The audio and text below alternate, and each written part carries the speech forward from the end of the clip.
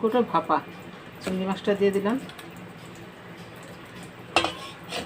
এবার দেব নারকেল, সরষা, কাঁচা লঙ্কা, হলুদ, নুন, মিষ্টি।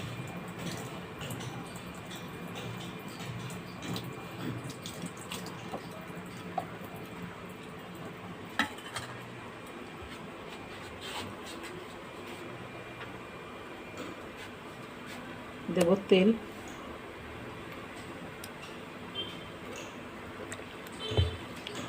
দিয়ে মাখায় নেব।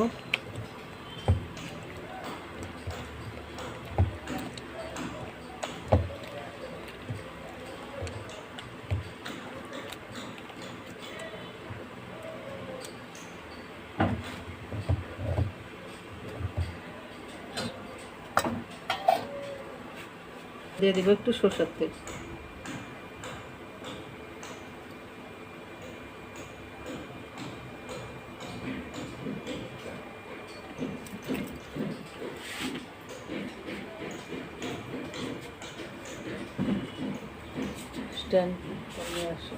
এর মধ্যে বন্ধুরা কাঁচা লঙ্কা, লাল পাকা কাঁচা লঙ্কা বাটা আছে, তাই আর কাঁচা লঙ্কা দিলাম না।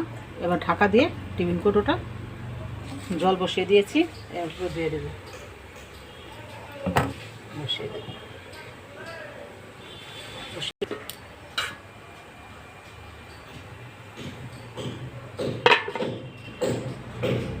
চিংড়ি মাছটা 15-20 মিনিট ভাপিয়ে নিয়েছি, এবার তুলে নিব। তুলে নিয়ে দেখাচ্ছি।